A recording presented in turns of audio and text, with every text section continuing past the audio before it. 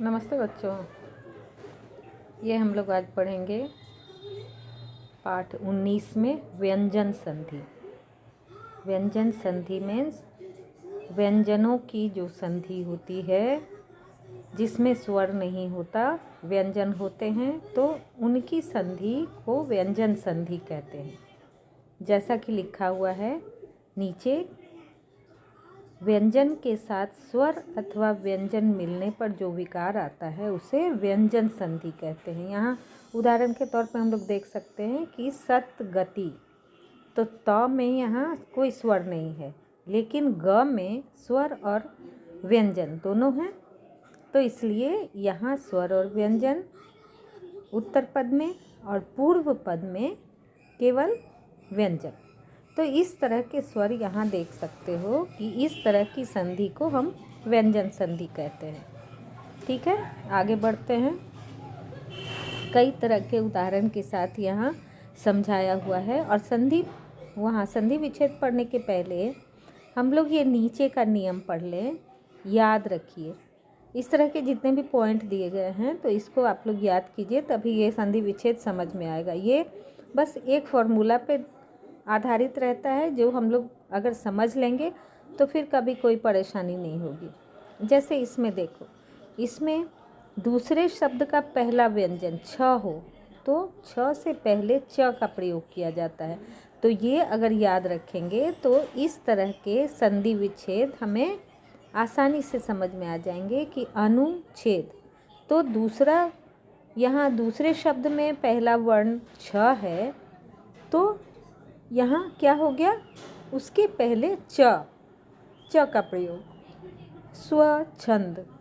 फिर यहाँ भी छ है तो इसलिए च का प्रयोग।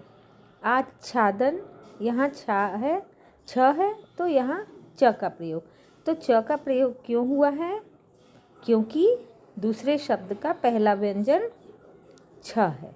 ठीक है, तो उसी के आधार पर ये हम लोग संधि विच्छेद यहाँ करेंगे। छत्र, छाया, विच्छेद, परिच्छेद, संधि छेद।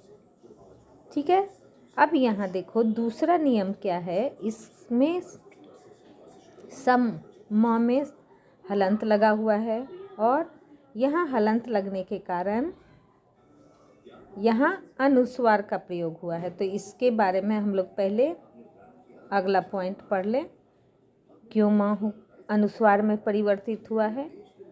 म के बाद क से म तक कोई भी व्यंजन आए तो म उस वर्ग के पंचम वर्ण में बदल जाता है। पंचम वर्ण क्या होता है? क ख ग घ का अंग, च छ ज झ ञ। लेकिन क्या होता है, म के बाद य र ल व तालव्य श मूर्धन्य स दंत स आने पर वह अनुस्वार में परिवर्तित हो जाता है, जो हम लोग यहाँ इसमें देखेंगे। ठीक है, संकल्प, संबंध, समतोष, ये सारा अनुस्वार में परिवर्तित होकर यहाँ लिखा हुआ है। तो ये सब तुम्हारे संधि विच्छेद के फॉर्मूला हैं जो तुम लोग पढ़ रहे हो।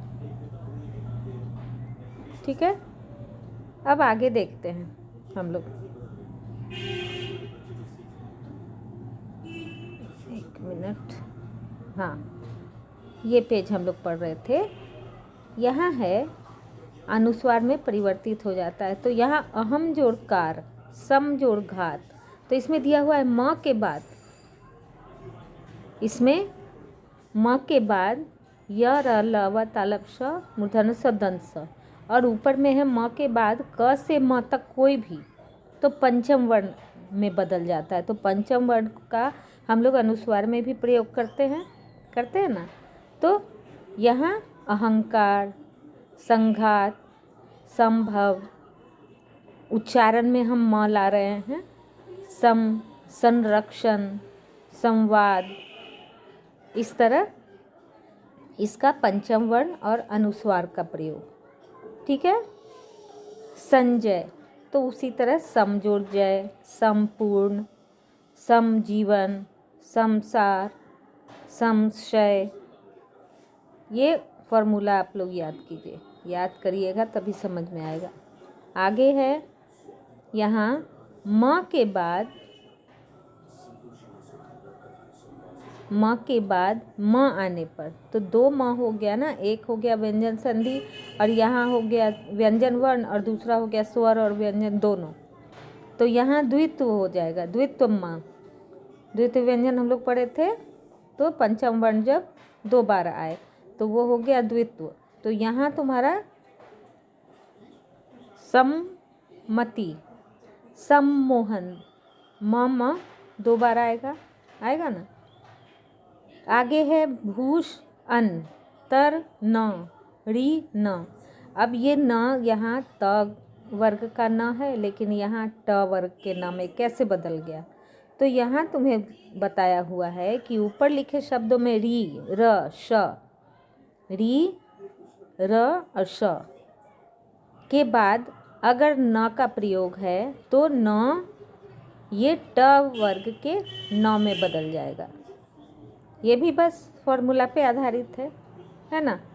उसी तरह इसमें परिणाम, तृष्णा, प्रमाण, तो सारा न जो है वो ट वर्ग के न में बदल जाएगा। तो ये हुआ अगला संधि विच्छेद।